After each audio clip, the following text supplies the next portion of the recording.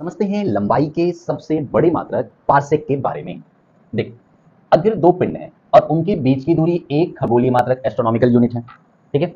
ये दोनों पिंड जिनके बीच की दूरी एक एस्ट्रोनॉमिकल यूनिट है, ये किसी पॉइंट पे अगर एक सेकंड का कोण बनाते हैं, किसी पॉइंट पे क्या करते हैं, एक सेकंड का कोण बनाते हैं, तो इस पॉइंट से इन पिंडों के बीच की दूरी को पार्सेक कहते हैं। क्या कहते हैं? पार्सेक कहते हैं।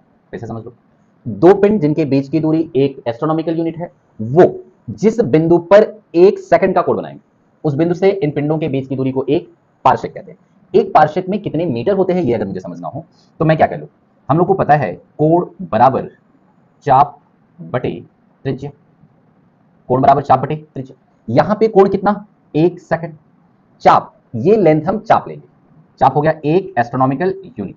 और ये जो त्रिज्या है, इसी डिस्टेंस को, त्रिज्या मतलब यहां से इसके डिस्टेंस, इसे कह रहे हैं एक पार्सेक।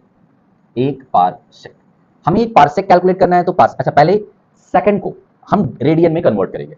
सेकंड में 60 मिनट 1/60 मिनट होते हैं, तो ये हो जाएगा 1/60 minute is equal to 1 astronomical unit by 1 parsec.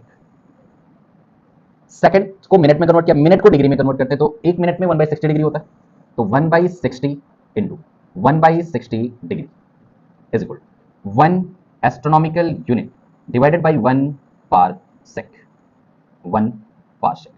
Degree को कन्वर्ट करेंगे रेडियन, डिग्री को कन्वर्ट करेंगे रेडियन में, डिग्री को रेडियन में कन्वर्ट करेंगे पाई/180 से मल्टीप्लाई करेंगे, तो 1/60 इंटू 60 इंटू पाई/180, अब ये टोटल रेडियन में हो गया, is equal to astronomical unit की वैल्यू रख लेते हैं 1.4960 into 10 to the power 11 metre by 1 parsec.